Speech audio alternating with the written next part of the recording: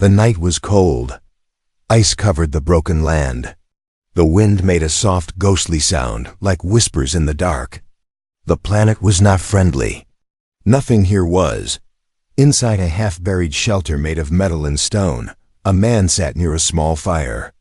His name was James. He was human, maybe the last one on this world. He had come here on a mission long ago. But the ship was gone. His team was gone. Now it was only him and the silence. James lived alone for many months. He hunted, repaired machines, and waited. For what, he didn't know anymore. Then one night something changed. There was a sound. At the door, very soft. A knock, like a dying hand asking for help. James stood up slowly. He picked up his small plasma pistol, just in case. He walked to the door and opened it carefully. What he saw surprised him. A girl stood there. Thin.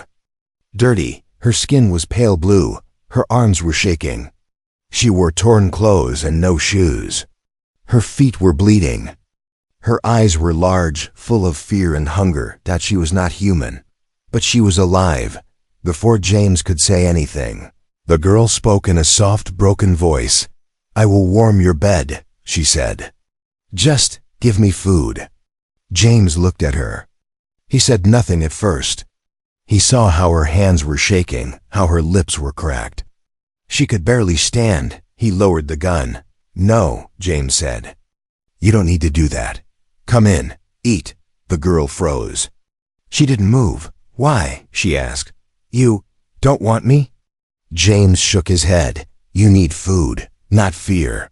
Still unsure, she stepped inside slowly.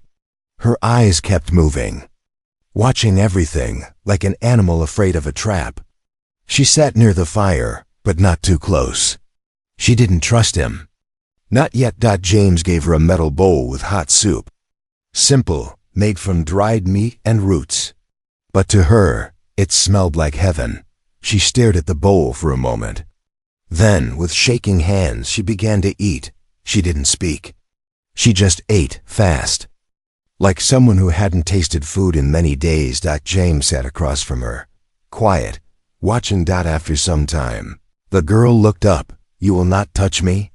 "No," James said. "You will not take anything?" "No." "Then why?" she asked. Her voice was not angry. It was confused. "No one gives for free." James looked into the fire. "I was a soldier," he said. "I saw too much pain. I won't add more." The girl was silent. Her hands still held the empty bowl. "I have seen men kill for water," she whispered. "I have seen mothers leave. Babies to die because they had no food. But you give it for nothing." James stood up and poured more soup into her bowl. "It's not nothing," he said. "You're still alive. That matters." She blinked, then nodded once, slowly. "My name is Sira," she said. "I come from the dust cities, far east, but they cast me out." James sat down again. "I'm James," he said. "I came from Earth." "Earth?" Sira tilted her head. "The blue world. The one that burns now?" "Yes," James said. Softly, "That one." The wind howled outside. A storm was coming. James stood and walked to a small corner of the shelter. He pulled out a thin blanket, old but clean, and gave it to her. "Sleep," he said. "You're safe here." Sira took the blanket like it was a treasure. She looked at him one last time before lying down near the fire. She didn't speak again. But before closing her eyes, she whispered a word in her language. James didn't understand it, but he felt the meaning. It meant thank you. That night, she slept under warmth for the first time in weeks. That night, James didn't feel so alone. And outside, the cold wind blew harder. But inside the shelter, there was something new. Not just fire. Hope. She woke up thinking she was dead. For a moment, Sira felt nothing. No pain, no hunger, no cold. She was warm. Her eyes opened slowly. The fire still burned. Her body was wrapped in a blanket. Her belly was not empty anymore. And the man The human was still there, sitting against the wall, watching, but not with hunger in his eyes. Only calm. This made no sense to her. In her world, nothing came without cost. People hurt each other to survive. They lied, stole, and killed. Even children learned to cheat before they learned to walk. There was no kindness in the dust cities. Yet here she was. Alive. And untouched. Sira sat up fast. Her hand reached under her rags for the sharp piece of bone she carried, her only weapon. James raised his hand slowly. "It's okay," he said. "You're safe." She didn't believe it. "Not really. Why?" She asked again. "Why am I still safe?" James didn't answer at first. He stood up, stretched his arms, and walked to a small panel in the wall. He pressed a button, and the shelter made a soft hum. Heat filled the space. Lights flickered above. "This place runs on solar," he said. "There's not much power, but enough for warmth, light, and food, for 2 people. Sira stared. He was offering it. Still offering it. She lowered the bone knife. "You're strange," she said. James smiled a little. "I've been called worse." Sira stood up slowly. Her legs still felt weak. "I need to leave," she said. "Before I get used to this." "Used to what?" "Mercy." James looked at her for a long moment. Then he said, "Sit, you need to hear something." She hesitated, then sat again, close to the fire. James pointed to a small silver box beside him. "This is a recorder," he said. "I talk into it every day. I tell it what I see, what I feel. Because there's no one else here to listen." He pressed a button. His voice, played from the box. "Day 117, no contact. No signals, planet still quiet. Still no signs of intelligent life. Just wind, dust, and memories." James pressed the button again to stop it. "I was alone for too long," he sighed. "I thought I would die that way." Sira looked into the fire. The light made her scars glow red on her skin. "Where I come from," she said, "we don't talk to boxes, we talk to ghosts. Because they're always around us." She paused, "And they always want something." James didn't laugh. He understood something in her voice. Something old. "Something tired. You can stay here," he said. "No ghosts, no price." Sira shook her head. "Kindness like this, it's not real, it's a game. A test, you wait, then you take." James sighed. He got up and walked to a shelf. From it, he pulled a small piece of fruit, round and blue. He handed it to her. She didn't take it. "What do you want from me?" She asked again. "Nothing," he said. "No one wants nothing." "I do," James said. "I want peace. I want you to be warm. To stop shaking." Sira stared at the fruit, then slowly reached out. Her fingers brushed his quick, like touching fire. She bit into the fruit. It was sweet. Too sweet. Tears came to her eyes before she could stop them. "Why are you crying?" James asked gently. "I don't know this taste," she whispered. "It hurts." He nodded. "That's what it feels like when you remember being human." She didn't understand the words, but she felt them. That night, Sira helped him clean the shelter. She learned where the food stores were, how to open the air vents, how to heat the water. James taught her without commands. He asked her questions about her city, her people, her language. She didn't answer all of them, but she listened. And for the first time in many years, Sira laughed. Just once. It was small and soft and surprised her. James didn't say anything about it, but he smiled again. Before sleep, she looked at him and said, "If I stay, I work." He nodded. "Fair enough. But if you touch me," she added, "I'll cut your throat in the night." James chuckled. "Understood." She lay down again, the blanket tight around her. Her eyes didn't close quickly this time. She watched James as he sat by the fire, sharpening tools, checking wires, adjusting small machines. This human He was not like the others she had heard about. He was not what she expected, and that scared her more than the cold ever did. The first thing she saw in the morning was a note. It wasn't written in her language, but the shape of the letters was gentle. Curved, careful. On the note, only 3 rules. No stealing, no lying, no hurting. Sierra held the paper in her hand, staring at it like it was a puzzle. She had never seen rules written with kindness. Where she came from, rules were shouted, beaten into skin, carved into memory through pain. But this was just paper. She looked over at James. He was outside, working on a broken solar panel. His movements were slow but calm. No weapons, no threats, just a man trying to fix something. She folded the note and put it in her pocket. She didn't believe in paper rules, but she wanted to. Later, she walked through the shelter alone. James had given her full access. No locked doors. Number warnings. That was strange. Too strange. People didn't trust so easily, especially not in a world like this. She passed by a table and saw a strange object. Flat, shiny, a picture. She picked it up. It was a photo of James with a woman and a child. The child looked about 6.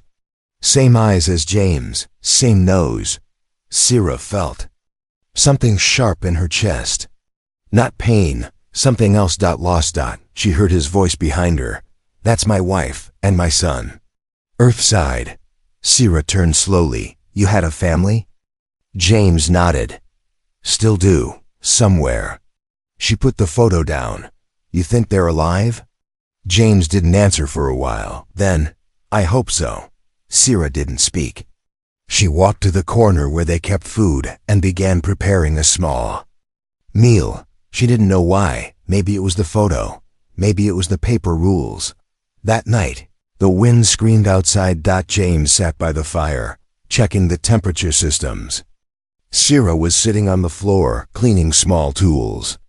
She was quiet, more than usual. Something on your mind? James asked. She shrugged. Then said, I broke one of your rules. He looked up. Which one? I lied. He didn't react. He waited. Sierra took a breath. I didn't come from the dust cities. Not exactly. I was raised there. But I wasn't born there. James leaned back. Where were you born? A cage, she said softly. People like me. They called us lessers. I escaped when I was 11. Hid in the cities. Learned to survive. James nodded. That's not a lie. That's survival. Sierra blinked. That was not the answer she expected. She looked at him, trying to understand.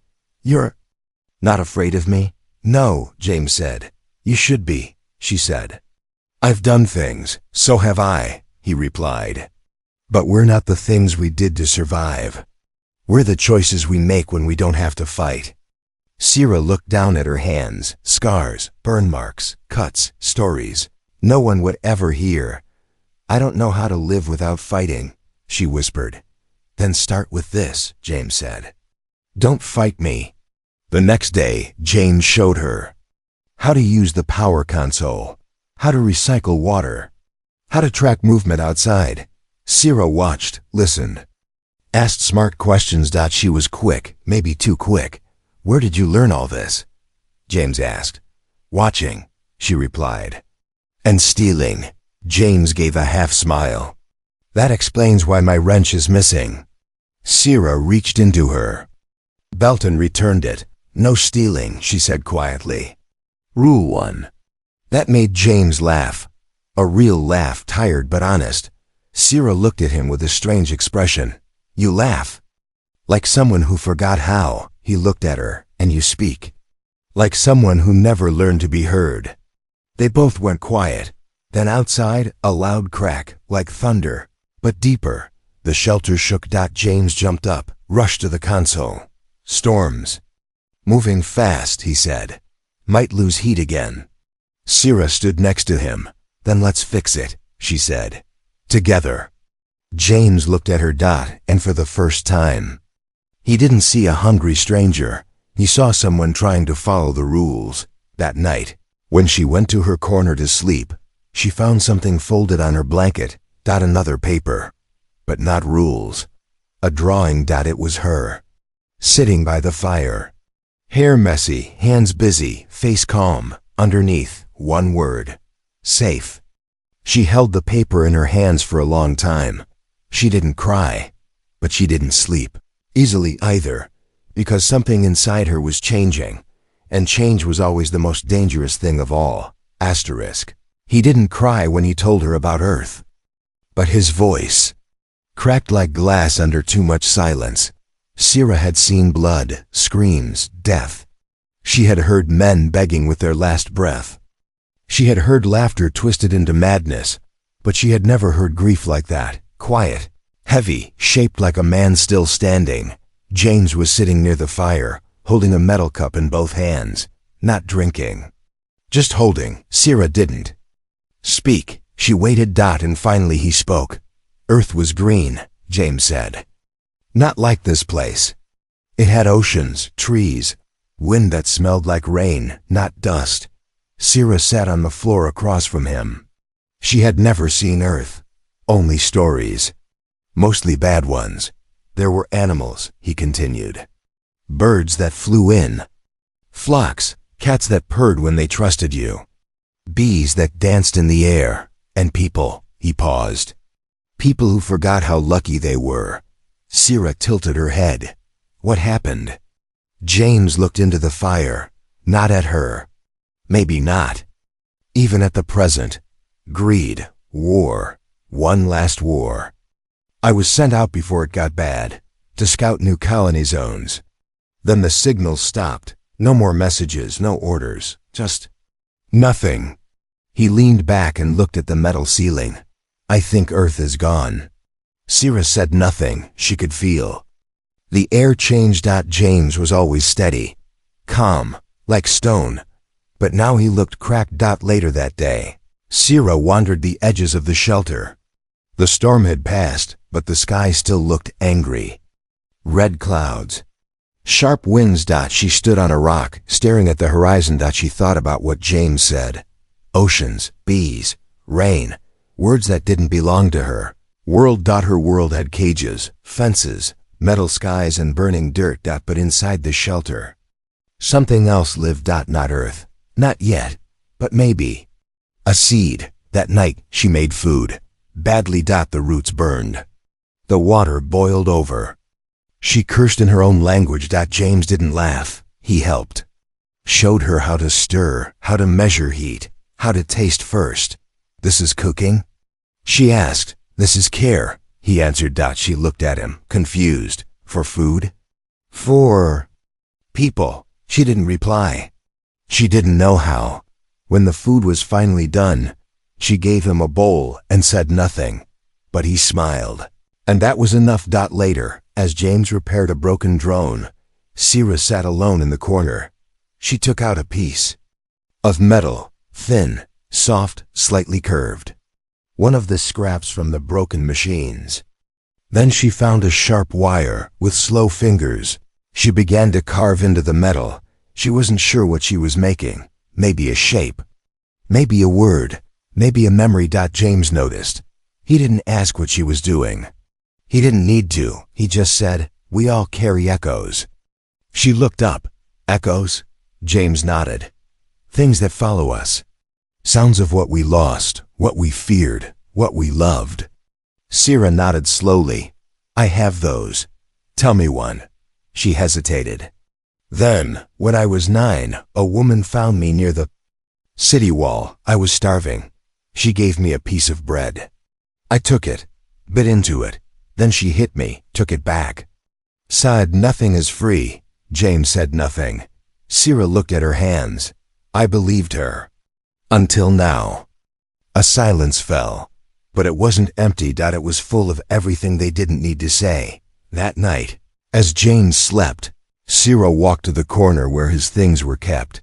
She placed the small piece of carved metal near his toolbox. It had a symbol on it, a mix of her old language and something new. It meant trust once, not forever. Not blindly. But once in the morning, James found it. He didn't ask who made it.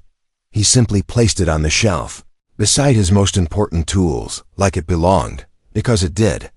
Outside, the red sky was clearing, and inside, without either of them saying it, hope had started to take shape. The sky split open like paper torn by invisible hands. No warning. No sound at first. Just a flash, blue-white and blinding, stretching from horizon to sky like a scar across the world. Sierra froze, bowl in hand. The food she had just prepared began to shake inside it. Then the sound came, a roar, so loud it made the walls hum and the floor tremble. She dropped the bowl. The fire blinked out. James ran in from the back chamber, breath short.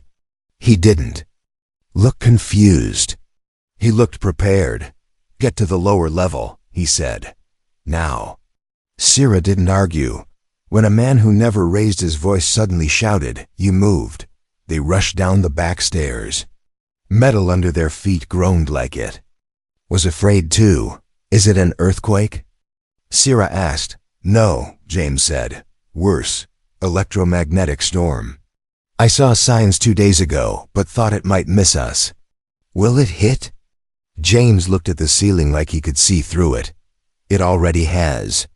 Inside the lower shelter, emergency lights blinked red, soft, dim, warning. James moved quickly, checking systems, flipping switches, rerouting power. Sierra stood near the door. Her chest rose and fell fast. She had lived through hunger, through beatings, through betrayal. But this was nature itself, angry and blind. What happens now? She asked. James answered without looking at her. If the panels hold, we keep heat. If the surge breakers hold, we keep power. If neither holds, he didn't finish the sentence. The shelter shook again. Dust fell from the cracks in the ceiling. Sierra crouched and covered her head, instincts from childhood returning like old ghosts. James knelt beside her, put a hand on her shoulder. You're okay, he said. She looked at him, eyes wide. Are you sure? No, he said, but I'll stay with you. For hours, they sat in the dark as the world above screamed. Lightning flashed through the walls, shadows dancing like monsters with claws. Sierra pressed her back to the wall, arms wrapped around her knees. I thought this place was safe, she said. It was, James replied, until the planet remembered it's still wild. Suddenly, a loud pop. The lights went out. Everything was dark. Sierra gasped. James cursed under his breath and reached for the manual backup. Stay close, he said, but she already had. Her hand had found his arm in the dark. She didn't let go. They moved slowly through the shelter with only a small light from James's wrist device. He opened the maintenance hatch, climbed in. Sierra followed. The wires inside sparked, live, unstable. If we don't reroute the core, the system will fry, James said. Sierra didn't know the tech, but she knew damage. She saw the problem immediately. Give me that, she said, pointing to a coil. You sure? James asked. No, she said, but I'll stay with you. He smiled. Even in the chaos. And together, in the dark, they worked. 30 minutes. Later, the power flickered, then returned. Weak, flickering, but real. James exhaled, long and slow. They both slumped to the floor, covered in sweat, breathing hard, alive. Next time, Sierra said, maybe don't build a house on a screaming planet. James chuckled. I'll keep that in mind. Later, when the storm passed, they climbed back to the upper level. Everything was scorched, with static burn, the fire pit gone cold. The food still on the floor, untouched. James sat down, exhausted. Sierra walked to a cabinet, grabbed 2 water bottles, and handed him one. They drank in silence. Then Sierra spoke. When I was little, she said, they put us in metal boxes during storms. No light, no sound, just fear. James looked at her. That's over. She nodded slowly. But fear stays in your bones. she said. James leaned back, resting his head against the wall. Then let's shake it out together. That night, Sierra didn't sleep in the far corner. She lay closer to the fire, closer to James, still not touching, still not asking, but not hiding anymore either. In the early morning, the world outside was silent. Not dead, just calm. Sierra stepped outside and looked up at the sky. The clouds were clearing. A sliver of pale blue showed. She had never seen that color before. She walked back in, sat by James, and said only one thing. I want to live here. James looked up. You already do. Asterisk. She once offered her body for food.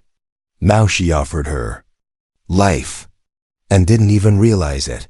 The day began like the others, quiet, cold, with the smell of recycled air and old metal.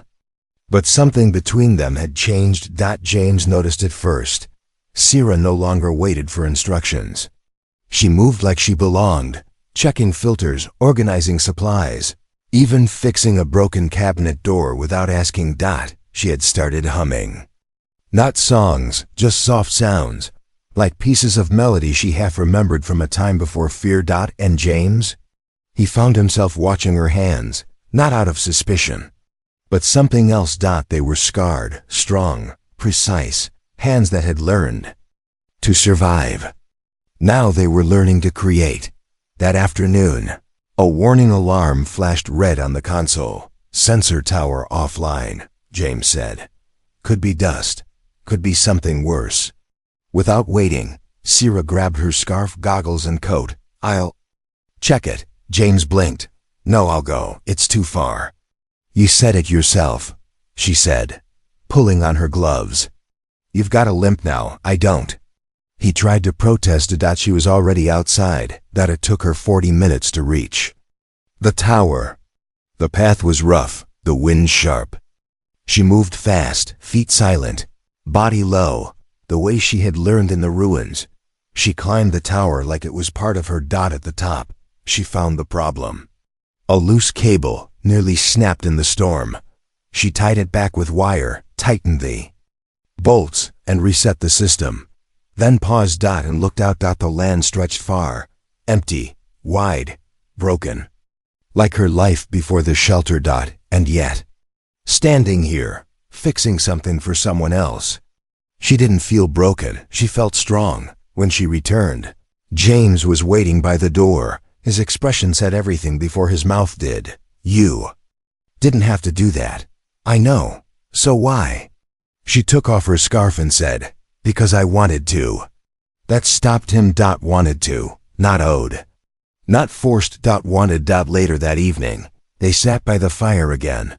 Sierra handed him a strange object. Round, dull silver with small carvings. What's this? He asked. A charm, she said.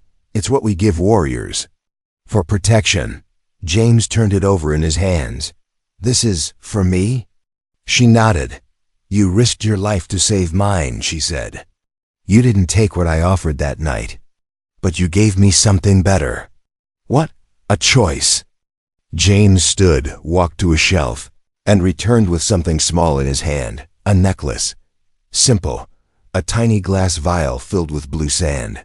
This is from Earth, he said. From a beach I used to visit. He placed it in her palm. For when you forget where you're going, or where you've come from. She held the necklace tight, then said, I won't forget you. That night, sleep came easily for both of them. But something else came too. Not a storm, not danger, just stillness. A kind of peace neither had known in years. At dawn, a strange noise outside woke them. A high-pitched hum, distant, mechanical. James sat up fast, grabbed his scanner. Sierra followed. What is it? She asked. He didn't answer right away. Then softly, rescue signal. Sierra's heart dropped. Not because it was bad news, but because it meant choice was coming. Real choice. Back inside, James stood in front of the console. The signal was weak but real. A human beacon. Not his, not hers, someone else. A ship, maybe. A base. Home? Sierra watched him from behind. He didn't turn around when he spoke. If we send a return signal, someone might come. She stepped closer. And if they do? He looked at her then. Eyes unreadable. I leave, he said. Maybe. Silence stretched between them. Then Sierra asked, and if I can't go with you? James looked away. Then I don't go. Her chest tightened. You'd stay? I've already stayed, he said quietly. And I don't regret it. They stood there for a long time. No one moved. No one ran. Sierra reached out and touched his hand, the first time. She had touched him by choice, not for food, not for shelter, but for connection. Then stay, she whispered. Only, she added, if it's what you want. James closed. His fingers around hers. It is. And just like that, the cold shelter felt warm again, not because of fire, not because of blankets, but because two broken people had chosen each other when they didn't have to. She never had a home. Until someone looked at her like she was one. The rescue ship came at dawn. No sound. No flash, just a shadow passing through the sky, cutting the clouds like a blade of light. Sierra saw it first. She stood at the top of the shelter, wind brushing through her scarf, eyes locked on the blinking red lights in the distance. They found us, she whispered. James stood beside her, silent. Neither of them smiled. Inside the shelter, the signal buzzed loud now, clear. A voice speaking Old Earth standard. This is Patrol Vessel Orion 9. Human life sign detected. Coordinates locked. Preparing to land. James placed a hand on the console, like he was touching the voice itself. Then he looked at Sierra. This is it, he said. She nodded. But her face didn't change. No joy, no fear. Just something quiet. Breaking. They packed what they could. Supplies. Tools, mementos. James took his photos, his books. That drawing Sierra made of herself near the fire. Sierra took only two things. The metal charm she gave James, and the vial of blue sand from Earth. As they waited for the ship to land, James turned to her. You don't have to come with me, he said. I'll tell them you're crew, or refugee, or just someone I couldn't leave behind. Sierra didn't answer right away. Then she said, you gave me food, shelter, safety, but most of all, you gave me a place to stop running. She paused. I don't know what I am out there, but next to you, I'm someone. James looked down. Then held out his hand. She took it. The ship landed with a slow hiss of steam and light. Clean. Silver. Unfamiliar. Doors opened. Humans stepped out. Uniforms. Weapons. Protocol. They scanned. James confirmed his ID. Asked questions. Then they turned to Sierra. What species is she?